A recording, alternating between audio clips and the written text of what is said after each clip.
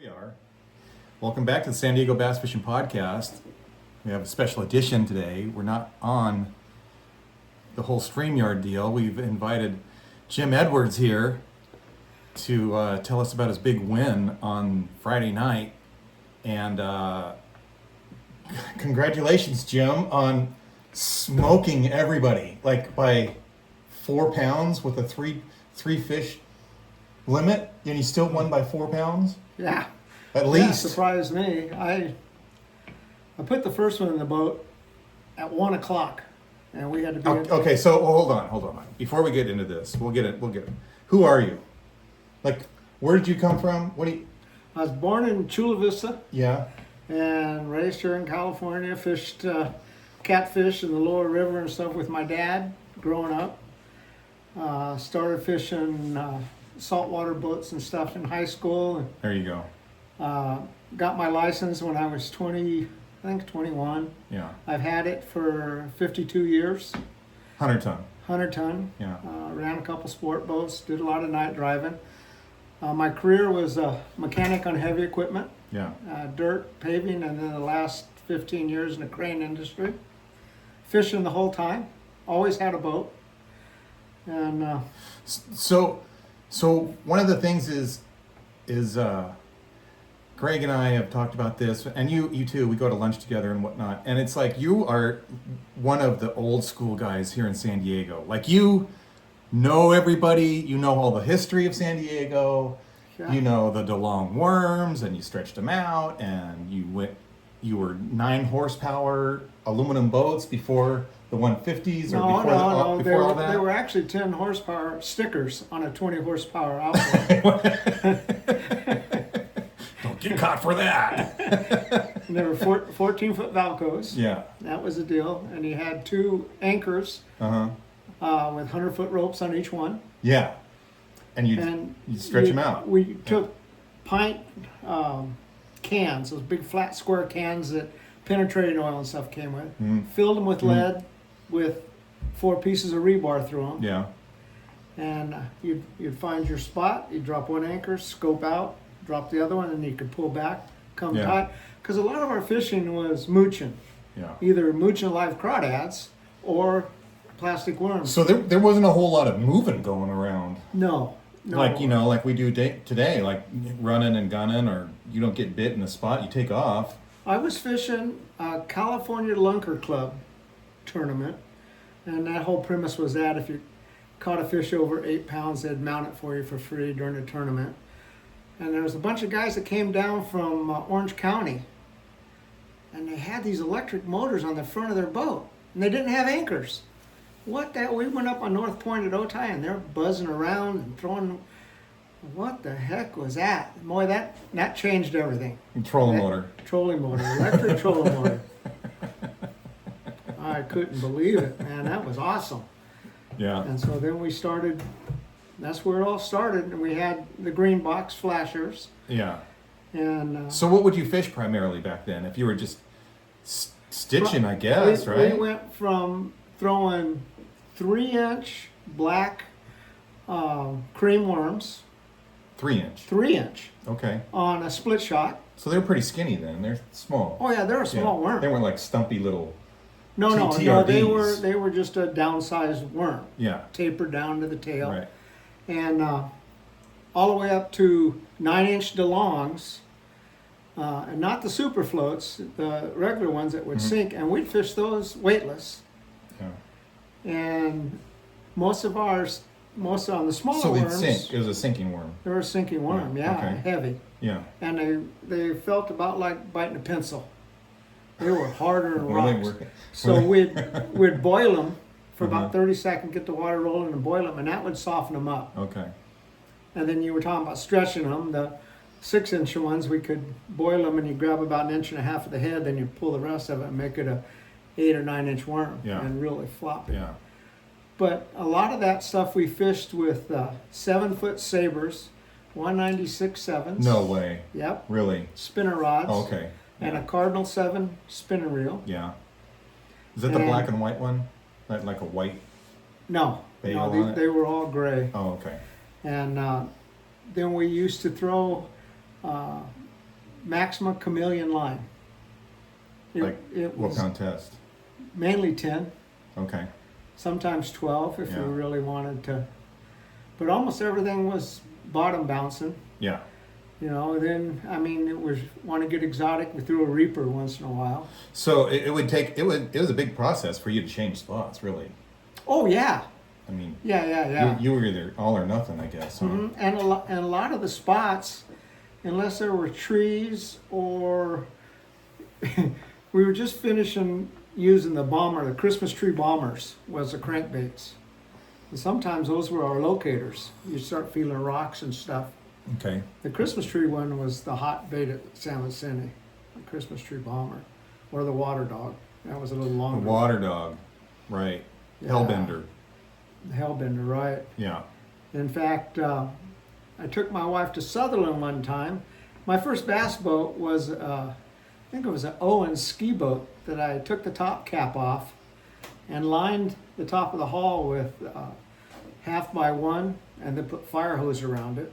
Oh yeah. And Nice. I put a plywood deck in it, and I had So it didn't like twist. The hull didn't twist without the top cap. no. Well, I put plywood in it, Oh, okay. and it kind of firmed that part of it up. And I had a couple old bar stools that swiveled Yeah. that I mounted in it. Because it was all sitting down. There was no standing up. Oh, back yeah, then. it was all sitting Yeah, down. it was all sitting down. Yeah. Yeah. And that was fun. My dad gave me a 14-foot Alumacraft, and I had a Shorty 9.9 Evinrude on it. Uh-huh. And I was going to make a bass boat of that. So I took the seats out of it and put the deck on it that I always did, and put my bar stools. Well, the seats were the flotation for the boat. So we were fishing the bay one rainy day, and we were fishing under the bridge and launched over there in Coronado. Coming back in, we hit a big wake, and I was sitting up in the bow, and my buddy was driving, and I leaned back to laugh, and the seat broke off, and I hit right between his legs, and I'm looking up between his legs, and my back starts getting wet. And the water's coming over the transom, and before I could say we're sinking, I was holding on. It was already done. I was holding onto the gas tank, and it was still hooked up to the motor and pulling me down. So he got one boat cushion, and I got a tackle box. And that's all we had. And we were pretty close to the golf course there at Coronado side. Yeah. So we made our way to the golf course, had to walk around the golf course and get to the car. I remember coming home, and my wife says, what are you doing? You're all wet. And I said, yeah, I sunk my boat. She says, well, where's your boat? I said, I sunk my boat. No, where's your boat? I sunk the damn thing, okay? It ain't coming back. No. Oh, man. But we had good times. But the lakes, seems like they were always good. We always had fun. Yeah. Well, in high school, I had another friend, and our parents, one of us would drive us out to Otay. We both live in Chula Vista in the morning, drop us off. And we'd have a heavy spinner rod that would put anything that would float. A river runt, we used to throw a river runt a lot. Didn't throw a Rapala much because they were so light, they were kind of hard to cast. Yeah. And then we'd have a lighter one with like 6 pounds. Expensive too, right? Yeah. Of course, I guess a river one would have been expensive. Yeah, I don't remember. I just remember Rapalas, when I was a kid, they were always like the most expensive thing. Yeah, made in Sweden. Yeah. And then we'd have another rod, smaller, and we'd have a MEP 0 on it. So we'd start walking the shoreline, and anywhere there was a pocket, we'd cast the MEPs and catch giant crappie at Otay, big crappie. Yeah. And we'd have a string of crappie, and we'd walk along, and then you'd see the bass coming down the shoreline, busting the shad. Yeah. Put the crappie rod down, and then you throw your surface lure or whatever, Yeah. and catch bass. Yeah. And we'd start at one end of the lake and go around. And my senior year, I had keys to the dam at Otay, and so we could just unlock the gate and go around. Uh-huh. But gosh, Otay was fun. I used to tell people they're worried about drinking the water. we'd take one of those little round igloo coolers, those 1 gallon ones, Yeah. and pre-sweetened Kool-Aid. Yeah. And we'd just You just fill it up out of the lake water, and that's what we drank. Oh, that's a good one. Gosh, yeah. Okay, nice. So the reason you're here is, like we stated earlier, is that you won on Saturday night, or Friday night. So this was a San Diego Bassmaster Club tournament. Correct. And what the San Diego Bassmasters do, we're still the only club. We're like the last bastion of clubs that only our club. So we bought the lake for that night. The San Diego Bassmasters runs a couple of night tournaments, sometimes 3 tournaments a year, and they buy the lake and only put our club on it. 17 boats. So we had 17 boats for El Cap on Friday night, and that was it. So there wasn't very many people there. And you were 5th boat out. Third boat out. Oh, okay. boat out. I was 5th boat out. Yeah. Yeah. So yeah, we had talked about this. Jim is also my team partner. So it's kind of a surprise that he hasn't been on the podcast as of yet. But anyway, we're getting to it. So you're a 3rd boat out. So you ran to your spot. So tell me how did pre-fish go for you? How did you know about this? I'd been pre-fishing for a while, and where I was going was a community hole. It's known for big fish. There'd been a couple big limits come out of it. I got there Just the recently. Monday before.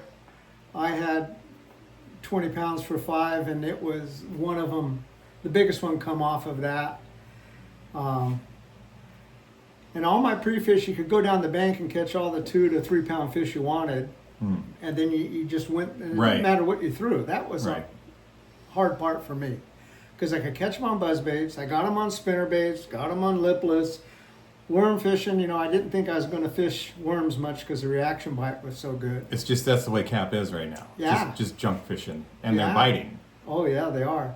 And so I went. Our tournament started. We could launch at 7, and so I launched my boat about 3, knowing I had to pull it back out to sign in and everything at 7. But I launched at 3. Never made a cast. Just metered around. And I went over, there was a boat sitting inside of the rocks I wanted to fish, a good distance away. And so I went over and I shined on it with the forward facing. And some fish I'd been watching for a while were up. They were up there, and I'm all crazy. So I metered around, and there was one edge of the rock that fell off really sharp. And it just looked good, and it seems like that was the juice. So I left there, went all the way up north end, and I looked by Odd House. There's some rocks over there on the west side. And I have a fairly new meter, and I haven't got all Bruce's waypoints put on my meter yet. They didn't come with the old, like they came with the old meter. They came with the old meter. And so I was marking some rocks, and when I came back, the boat that was inside of me was setting right on top of where I wanted to fish, but on top of the juices that I thought. And so I looked in the dam arm and I looked around. So I come out of the water about 5:30 and took care of stuff. Well, when I got in the water, the guy going out first, I was pretty sure he was going to go to that spot. Like I said, it was a well-known spot. There's no secrets about it. And so we took off. He didn't stop. And there was that boat that was inside of me was sitting on it still. So I went down below him 100 yards, and I just set up and started throwing a jackhammer. I was catching some fish, the same stuff, 1.5 to 2.5 pound fish. And it was funny because he kept looking at me, knowing that I was going to come up there. And I told him, "Oh, don't worry." I said, "You got to leave in a half an hour. I've got all night." Yeah, I know. It's funny because I had a kayaker sitting on the spot I wanted to go to. And I pulled up to him and I looked at him and I was like, you know what? I'm not going to worry about this. So I just turned around, went to the next rock pile down, and we started fishing. And we started catching fish. Yeah. So everything was cool. And then he was kind of late. Like I'm like Come on, man. Was Like, that the guy? come Was on. that the guy with the motor standing up? Yeah. He came out late. Oh yeah, it like was really late. Yeah. And he asked me. I said, hey, are they biting? He's like, oh yeah, they're biting. Blah blah blah. And I actually talked to him. It was no big deal. It was no big deal. And so he's like, hey, is she gonna get on me for being late? I said, well, she's late. She's waiting for you.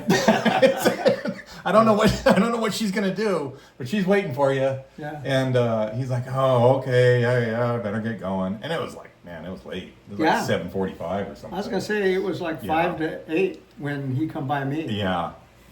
I had to wait for like 45 minutes. And so anyway, I went and I sat there, and they finally left, and I just took my time, let that thing cool off a little bit, and I worked up the edge, Mhm. and the spot, the old river channel kind of comes up against it out a ways, and then there's some rock, and so it just sets up perfect. It's a Right. nice spot. Right. And the rocks that I was fishing aren't obvious; they're not out of the water. And when I caught a couple more. Everything I was catching now was smaller, a pound and a half. And so I got up there, and the first time I shined on that rock, there was like 5 big blobs. With the forward facing, you're With saying. the forward facing. So you're looking around with With the forward facing. Yeah. There was 5 big blobs on it. And I'm thinking they're catfish. Well, as soon as my worm hit the water, they split. And I'm thinking, you know what? Catfish aren't going to do that. They're No. going to stick around. They don't get care. too spooked. Yeah. So I went ahead and fishing, and I was throwing 9-inch worms and big crawbaits. And it was just a steady pick. Mhm. I think for the night, I may have had 20 fish, 21 maybe, something like that. So when I pulled up to you, it was 10 o'clock, Yeah. and you weren't very happy. No. I think we all had about the same amount, and we all had 10 pounds or Yeah. something. And Yeah. but it was biting. And It's a night at tournament, that so time, everybody's catching. But it's after just I talked to you, and then I was listening to some of the other guys talking, they weren't really catching anything bigger than what I'm getting there. right. And by the time you come up, two more times, those big fish had moved up on the rock. That's what you were saying. And I think I told you that. Yeah. They kept moving up, Yeah. and they just wouldn't bite. Right. Or they'd spook. And so that happened one more time. They came up, and I was just getting set up on them because the way the rock set up, there was a sharp face between me and the fish. Okay. So I could pull my bait off that sharp base, and it would drop, and I'd actually let some line out. Sure. It was about 4 or 5 feet, maybe, something like that. And I was just getting set up. And one of the boats in the club comes, respectable distance away. That wasn't a problem. But he had a light that looked like one of those grand openings at an auto store. Big flashlight going on, shining. And he shines it over. So since you're fishing at night, you don't have any lights. No, and for my stern light, I had a chem stick on. Yeah. You So know. you're black, Black. basically. Yeah. I mean, you're still safe. You're within the limits. You're within the rules and all that. But you're the least amount of lights that you can have on, and it's not very much. That's the way Yeah. I learned to fish night. Me too. Quite. And shines a light over, and hey, Jim. And I said, hey, I don't care where you shine that light, but don't shine it at me or the fish. Right. And so they got quiet real quick, and they stayed near it, and they caught a few fish, and Yeah. everything was cool. Yeah. But by then, my bait hit the water, and the fish took off again. So I'm still fishing around. I fished up north of the spot for a ways. There was a little So flat. every time they would take off, did you move the boat and leave, or did you just stay there and just watch and wait for them to come back? Well, the first couple times I waited around, and it didn't seem. And what I ended up, I'm thinking this through. This whole week I've been thinking about it because it was just wow. I think I was too close. Because I was like 25 foot or so from where they were at. Yeah. And so I sat there for a while. They wouldn't come up. There would be other fish come up, smaller ones, and they would bite. Mm-hmm. And I'd come back off, and then I'd swing out, and I'd make long casts out in the channel. And I'd get bit out there, and they were the same 2-pound fish. Mm-hmm. And so about 12 or 12:30, something like that, they come up again. And I said, okay, I'm going to give them some distance. So I got my distance. I'm all set up, swung my boat around where I wanted to set.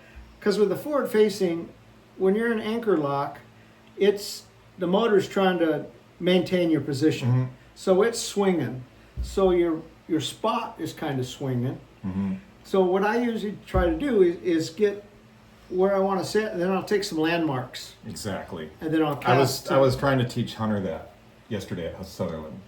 Yeah, same thing.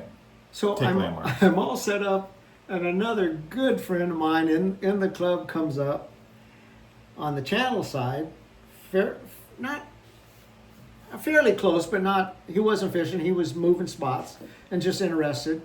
Hey Jim, and here's the light. I said, turn that damn light off. They just moved up. Yeah. So again, by the time I got cooled off and looked back at the spot, they were gone. Yeah. So I moved back away from it. Oh, and I was going to throw a rat on the exposed rocks. About the second cast with that, man, I backlashed that braid and I couldn't get. So I thought, you know what? They're just telling me not to throw a rat. Stick with what you're getting bit on. So I did. And so about 1 o'clock, I'd been watching, and there's a little grass point across the lake from where I was setting with a little cove that had some good fish in it previously. And I thought, you know what? I'm not getting anything different. I'm just going to go over there. So I troll motored up a little bit, and I shined my forward facing, and there they were again. So I picked up my big creature bait, and I threw it out there, and it hit the water. I bet it didn't sink a foot, and it was like a yellowtail eating a sardine. You're kidding. It started spooling. Really? It started spooling the line off my reel. I put it in gear and set the hook, and it didn't slow down. I'm thinking, holy shit, is it a catfish or? Yeah. You know, I Yeah. don't. I mean, and so then he turned around, and there was a big deep boil on the surface, and I'm thinking, no, I think it's a bass. So I took my time then. And I got on the trolling motor and got deeper in the channel. Yeah. And I backed my drag off a little bit and just took my time. And I netted him and I put him in the boat and I went, holy cow, that's got to be at least 5. And anyway, so I put, You sure it wasn't 9? yeah, I put it in the live well and slid back on a spot, anchor locked, made another cast of the same bait. I bounced it one time, got bit again. And I got another one that ended up to be about 3/4 or a pound less than that one. Yeah. I think the big one was 7.71, and the little one was like 6.5 or something. 6.8. 6.8. It was like a high 6. Yeah. And but when I got him out, he was in the rocks, and so I had about 2 foot of really frayed up. I was using an 18-pound sniper. Yeah. And I had it really frayed up. So I'm cutting it off, and I'm thinking, you know what? I'm not going to retire it now. I had another rod sitting there with a 9-inch Upton on it. Mm-hmm. I threw it out, moved it a little bit. I got bit, and I'm shaking. I mean, I'm thinking, holy shit! Because when I saw them there was like 4 of them sitting up on top of that rod. Yeah. I put a gear, set the hook, and I think I stretched that fish out because he was only about 2 pounds, 2.5 pounds.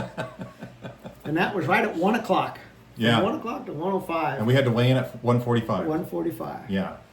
And so I got everything together, got all taken care of, and retied. And I kept fishing, and I caught a few more fish, and they paid the penalty of those big fish because I hit them hard. I was using a 5/0 hook in my bait. Yeah.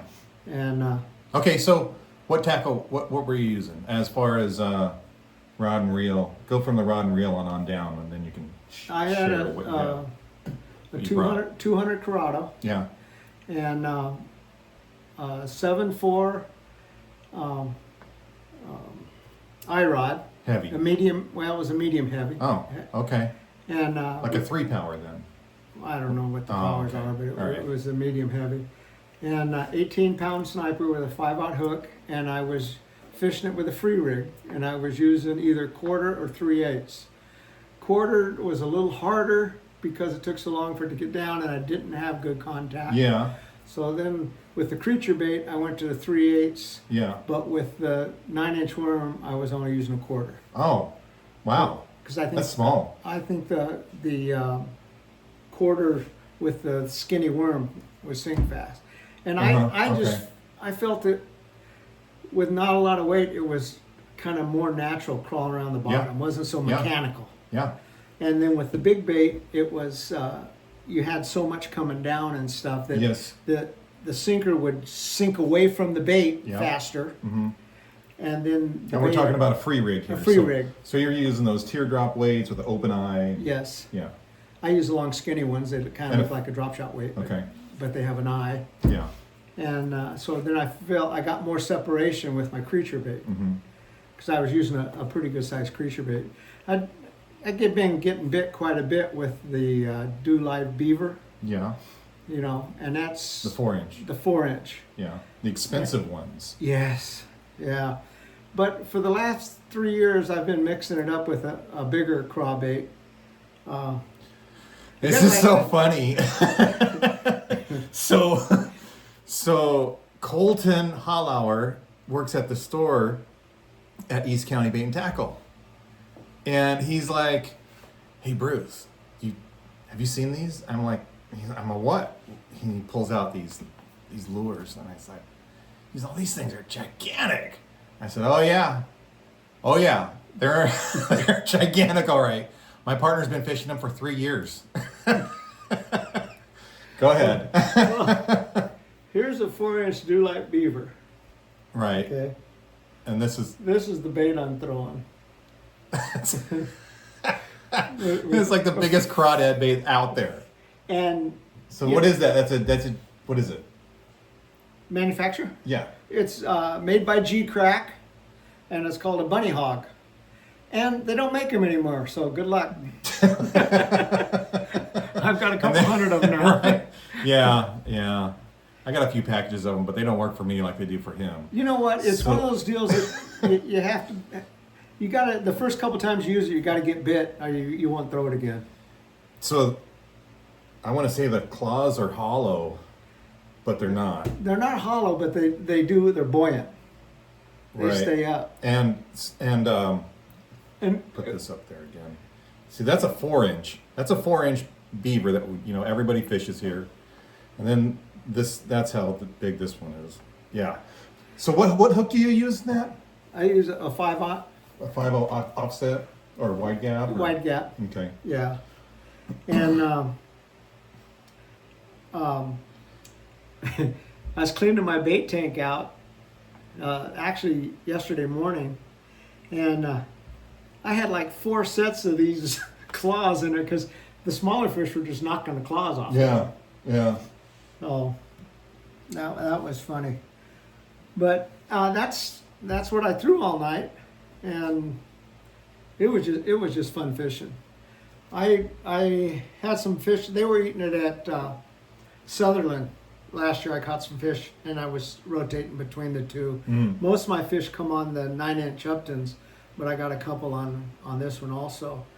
But all this last couple weeks during the day, I've been bit on that. Not a problem. In the middle of the day. In the middle of the day. Oh wow. Yeah. Yeah. So yesterday we were at Sutherland. I took Hunter up there, and they're right in that 10-inch black and blue power worm. Yeah. I still had it rigged up from the night tournament.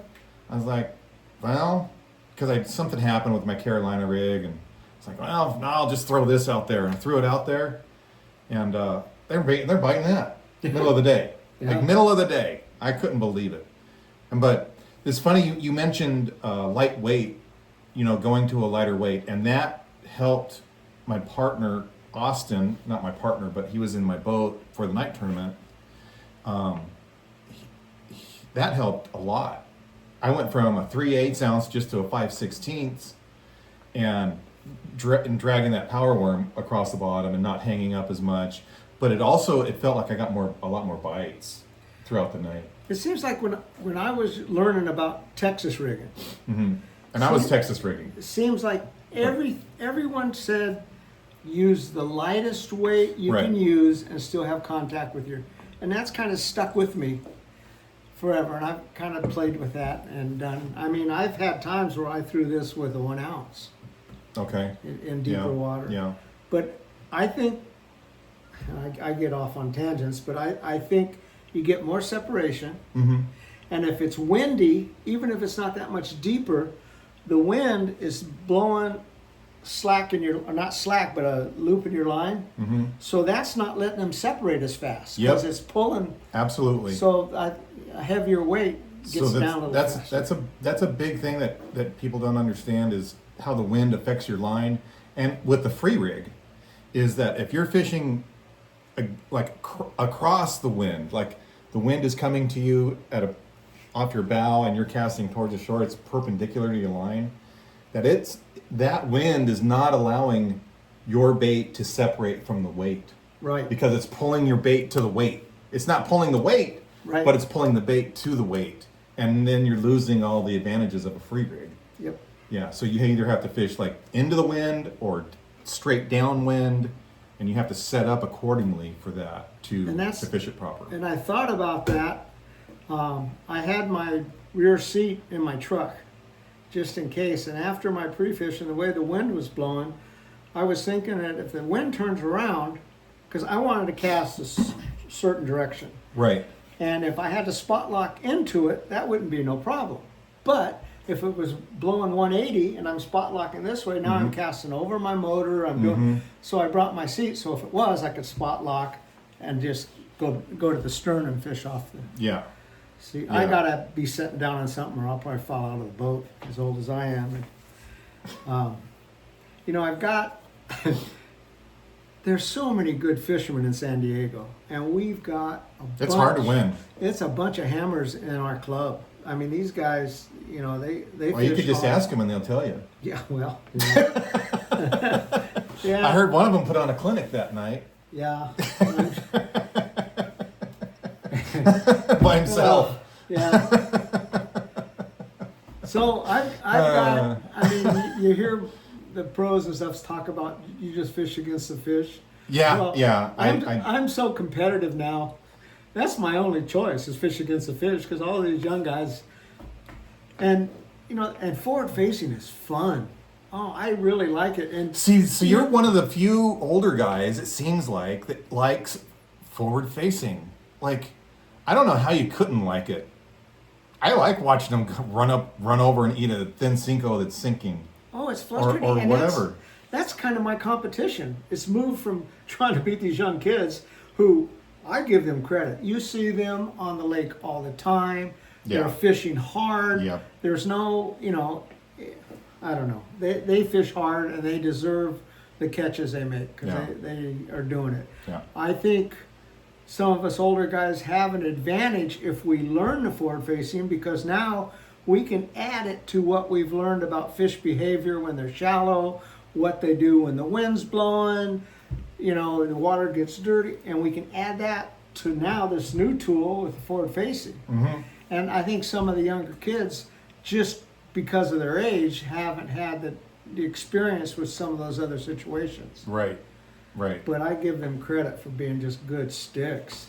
They fish hard. Yeah. And look at the two teams from San Diego that went back there to The kids? Yeah. The juniors? Yeah, the juniors. Yeah, absolutely. Holy, that's awesome. A seventh Seventh in and nationals first. and a first. Both of them placed very high. If they would have come in top 100, Because it would have been a great thing. 370 teams or something Out like of that. 370. That's a testament to our lakes and our fishing culture here in San Diego. Yeah. Bass fishing culture. I was looking through some of my stuff and I found an old picture from, it was late 70s, early 80s, where there was a handful of Japanese guys that came here to San Diego. I was in a club called the San Diego Bass Pros, and they came here specifically to fish Lake Hodges for big fish. Right. Yeah. And they brought us the first boron rods I'd ever seen. They Oh, brought wow. some boron rods, Yeah. some hand carved. They looked like a Big O. The Big O was the deal square bill back then. Well, these were some hand carved one from Japan. The first JDMs, Yeah. They brought us that stuff, and so we all took one in our boat and went up to Hodges fishing with them. Yeah. And then they went up to Casitas and somewhere else. And Yeah. They spent some time, but Yeah. that was that's how world famous our lakes have been. Yeah. I think at one time Hodges was like the first or second big fish lake in the United States. It was number one for the amount of 10-pounders that came out of it in 1 year. Wow. The more 10-pounders came out of the Hodges in 1 year than any other lake in the country. Yeah. Yeah. Yeah. And Hodges basically has the most pure strain at this point of Florida's. Which Yeah. never had trout. And it's never had trout, and it's the only lake on record to have produced a 20-pound bass without trout. Right. Even Japan. Japan has trout. What was Culprit's? That was Casitas. Okay. No, Castaic. The And that was 22, But it had trout. but it's got trout. Yeah, they stock up there full speed anymore. I mean, and people don't realize it's come out now that we've talked so much about our lakes, but Upper Otay is where the first Florida strain came. Yep. And Yep. they were bred there, and then it went all over California. They Yep. took those fish everywhere. Yeah. We were just talking about that on the radio show yesterday. That's where I heard it last. Yeah, Yeah. that was a good show. So, now I get a fish in the Tournament of Champions. That's always fun. Yeah. Yeah, you And made it. I tell you what, it's an honor to fish in that club and be able to win one. It doesn't Yeah. happen a lot. Yeah. It's the largest club in San Diego Bassmasters, longest running. It's been in over 50 years. It was 50 years. I had a plaque here, a number. So I think we're like 53 years old. I think we're 53. Started in 72, something like that. Anyway, a long time. It was funny because I never fished a lot of local clubs. I was in the Bass Pros and some of the out of town tournaments for a while, and I started fishing with Bruce and started meeting the guys. And I ran into Greg Gardner. I fished against him 45 years ago. We fished tournaments against each other, and just quality good fishermen. Yeah, yeah. I'm gonna have Greg back on here. Oh yeah, Greg and Joey. And Yeah. He's So fun. He's got some that's- good stories. That's about that. So, well, what's next on your agenda Getting ready for the Otay tournament, night tournament at Otay. next month? Oh, that's only in a couple weeks. Yeah, I don't know. I thought it was like the 20th of next month. I don't know. No, because it's the first weekend of the month because we have to move the meeting. Oh, that's right. We had to move the meeting. And everybody is invited to our meetings. San Diego Bassmasters, it's first Tuesday of every month. We have speakers, we have snacks and drinks and whatever else. Come on down and join our meetings. You don't have to join the club. You can just come and hang out. We'd like it if you join the club. We have room right now. We have room for quite a few members, actually, maybe a dozen. We have a dozen spots open. Even so, that and non-boaters are welcome. You don't need a boat. In fact, we're kind of boat heavy right now. We don't have a whole lot of backseaters. So if you don't have a boat, just come on down and meet the group. And Yeah. it's a bunch of good guys. Yeah, and gals. And gals, yes, Yeah. of course. Well, this is fun. I'll have to win another one so I can come back on. That's what it takes. Yeah, I bring on guys that like some of the other guys. It's kind of funny because you have to have a rapport with the person that you're interviewing, and the people. And I would just like to bring on the winners of every time, Yeah. like the first place of this and first place of that, but it's not like that when you're interviewing somebody. And so sometimes I'll bring on the second place or fifth place or seventh place or whatever just to get a rundown of the whole tournament. Yeah. And because I know them, or I've talked with them, or I see them on the lake and I know who they are, but and they're also willing to talk. Yeah. So I've asked a number of guys to come on the podcast, and they don't want to do it because they don't want to give up their secrets or talk about how they fish or whatever. And I totally understand that. Well, I've told a lot of people about this bait and they laugh at me. So that's. Oh, they think. Oh, yeah. The thing. That's a clown bait. He ain't fishing that thing.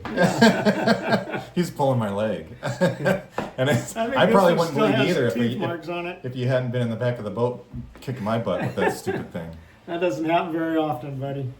This because remember when we tried to fish on a Carolina rig, it's so big that it's hard to cast that a 3/4 ounce, even a 1 ounce won't carry it, and it wants to like bolo and do all sorts of stuff. So you got to fish it on a drop shot or a free rig to make it, or Texas rig to really make it work. I've had my best luck with the free rig. Yeah. So that's been a real dominant thing here, the whole free rig. Oh man, deal. and it sounds like some of it's just now coming out. I'm hearing more people talking about the free rig. Isn't that something? Yeah. Like we've been fishing it for a number of years, a long time, like 4 years. Yeah. And it's just now really gaining popularity. Like I don't know how long it's gonna last because the drop shot has always been around, and the Nico worm has been around for 15 years now, and they're still as good as they have ever been. Yeah. So I don't think it's gonna get played out. I think it's just another tool. Yeah. Yeah. But you hear the guy saying, it's nothing but a Texas rig. It's different. Keep thinking that. Yeah. Yeah, definitely. Keep thinking that.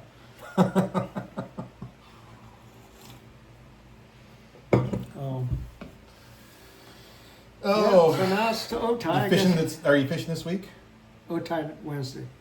Oh yeah, that's right. I got to go to Otay Wednesday because we have the juniors on Saturday. Oh.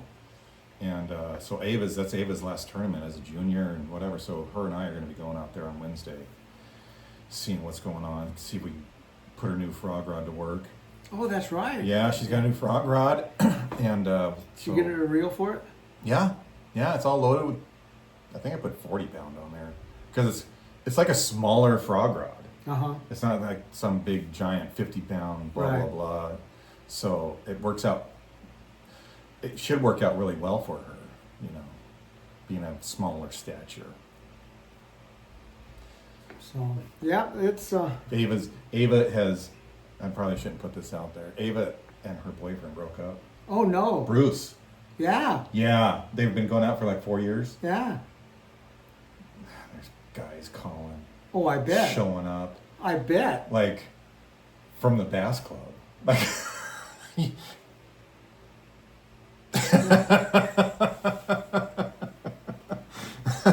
she's 18 now, so she can do whatever she wants.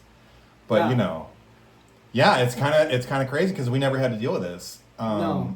All through high school, she's always had one boyfriend, and mom loved him. Great, he was a great kid. Junior, yeah, and great kid. Everybody loved him, but he made the decision to move back home to Utah, or to move back up to Utah, whatever.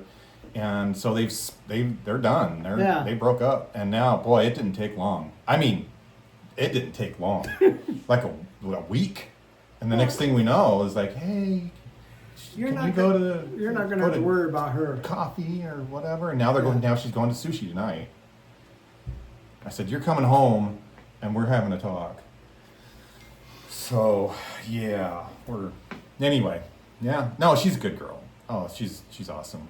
Yeah. She's and Audrey too. Don't get me wrong, but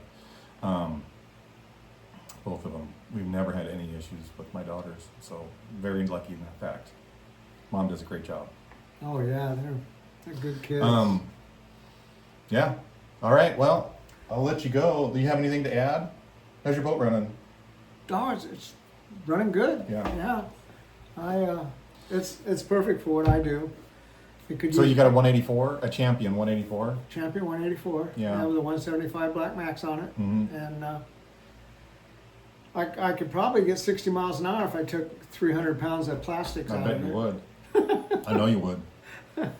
But I put around 30, 35, around the lakes, and that's plenty. And those 18-foot boats, like mine's an 18.8, and it's for San Diego and Havasu even. Yeah. They're perfect. They're like They get up on plane. They don't use a lot of gas. They're perfect for these little legs, smaller bodies of water. A friend of mine had a 186 that his buddy had passed away, and he was selling it for his widow. And he didn't know anything about bass boats, so I met him and a guy that wanted to buy it at Cap Friday morning, in fact. Yeah. And we drove it around, and it had a 150 Optimax on it. Oh, it can't fire it right. I don't know how long I'd been setting, but it had been in the garage covered, so it looked like it come out of a showroom.